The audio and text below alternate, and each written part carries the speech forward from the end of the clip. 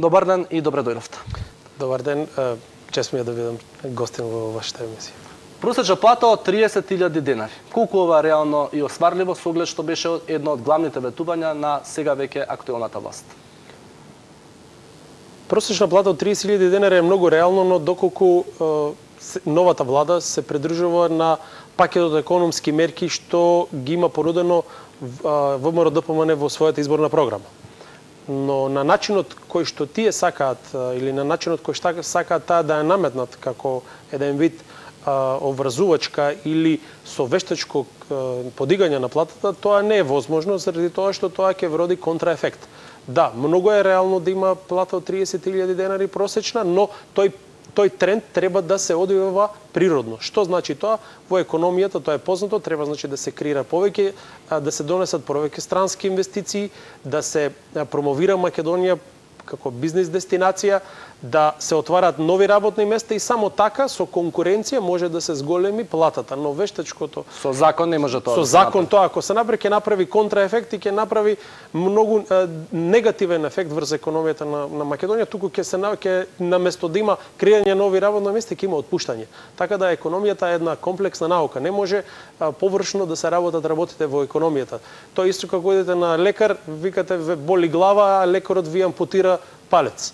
Тоа истото сега се случува. Вештачки креирање, вештачки дигање на платата во Република Македонија. Приватниот сектор тоа не може така да го поднесе. Тоа има еден природен тек како платите се зголемуваат. Едно од главните ветувања беше и враќање на дневната ефтина тарифа на струјата. Како ова би се одразило на цената на киловат час? Ефтина електрична енергија во текот на денот има и сега, но тоа е само во вечерните часови. Начинот на кој што сака владата сега во моментот тоа да го направи е многу лош, што на крајот ќе предизвика зголемување на цената на електрична енергија. Во часовите кога тоа тие планираат да го направат, се часови кога во Македонија најмногу и треба електрична енергија и во тие моменти таа пикова енергија, како што се нарекува, е најскапа и на меѓународниот пазар, впрочем, тогаш и енергијата во Република Македонија се увезува. Ако тие часови се субвенционира таа струја, тогаш крајната цена ќе ја платат крајните корисници. Што значи, доколку се направи ефтина електрична енергија во текот на денот, кога и ние увезуваме електрична енергија, тогаш таа цена ќе предизвика општо зголемување на цената на електрична енергија во Република Македонија, што е еден многу лош сигнал за целата економија, за целото стопанство, и на крајот и за граѓаните. Значи, ако беше тоа толку едноставно, ние до сега сигурно 10 пати ќе го донесевме, но не сакавме ние до сега да се зголеми цената на крајните потрошувачи. Оваа влада има некои други размислувања што мислам ако си направат математика, тоа ќе видат и самите дека тоа значително ќе зголеми струјата, како што е например во Бугарија и во другите земји во регионот. Една од новите мерки што се најавува е укинување на радиодифузната такса и финансирање на македонската телевизија директно од буџетот. Што би значило ова?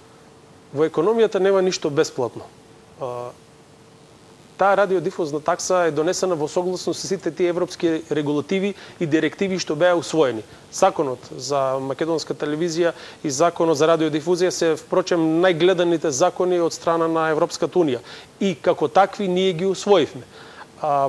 Укинувањето на радиодифузната такса ќе значи директно финансирање на македонската радиотелевизија од владата или од собранието, што ќе значи дополнително влијание врз уредничката политика на таа да кажеме на тој јавен сервис.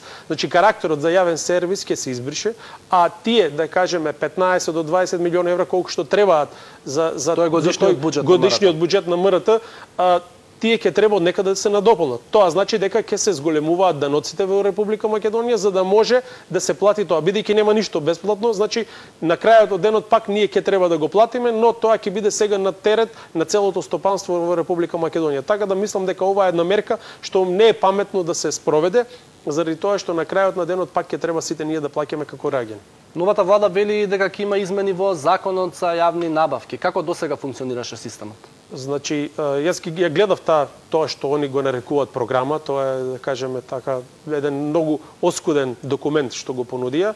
Во него има офатено еден дел каде што викаат дека ќе има едни измени во делот на јавни набавки. Ако тоа они го спроведат, како целина или како проект, тогаш се косат со сите европски директиви што се во делот на конкуренција, и во делот на заштита од корупција.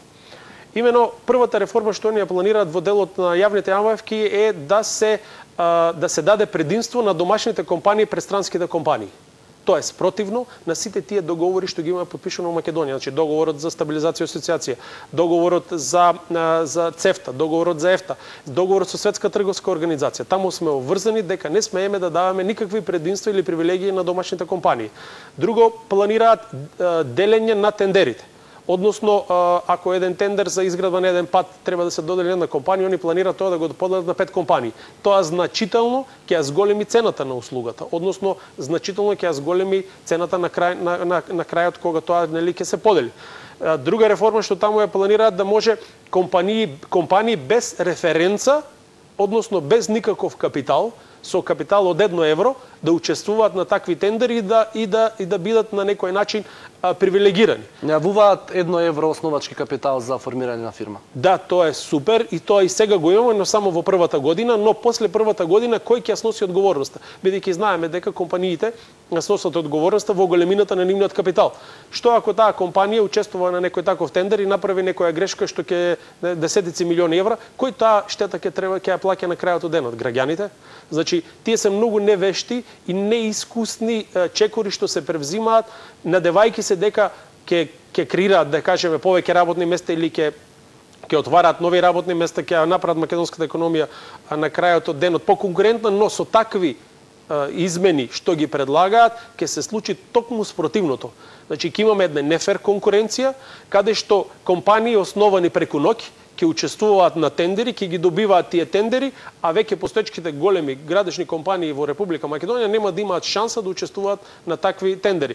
Дополнително тоа што го планираат во делот на јавните набавки, дека цената нема да биде пресудниот фактор за учество на тендерот, мене ми дава една голема сомнеж дека овде се спремат во иднина некои големи да кажеме договори во 4 очи, каде што компании формирани од 1 евро треба да добиваат такви тендери за градба во Република Македонија или нешто слично.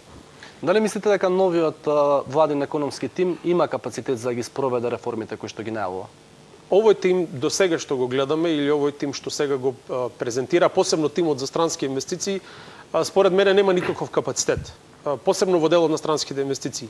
И несериозно е со таков тим ние да излеземе пред светот, да кажеме еве ние сакаме да донесеме странски инвестиции, каде што луѓето инволвирани или луѓето кои се во овој тим прво немаат основни познавања од материјата. Привлекувањето на странски инвестиции, сакам да напоменам, еден од најкомплексните, па можеби и најтешкиот процес што некогаш се одвива во Република Македонија. Нам ни треба повеќе од 4 години да креираме производ што се вика Македонија и што го нудевме пред странските инвеститори. Сега овие луѓе би требало тој производ да го промовираат. Но како ќе го промовираат кога сите тие атрибути што досега ги правевме се ставаат на страна, се креира нова даночна политика, која што ако бевме да кажеме укинување на рамниот данок едно. Како што бевме ние четврта најконкурентна економија во светот и да кажеме прва во Европа и пошироко, со овие нови зголемувањето на доноците за повеќе од 32%, ние стануваме 50-60 држава и никој нема да сака да доаѓа да инвестира во Македонија заради зголемувањето на повеќе од 30% на доноците, што е, да кажеме, абсурд во економијата преку ноќ да се зголемат толку доноците. Така да целиот тој процес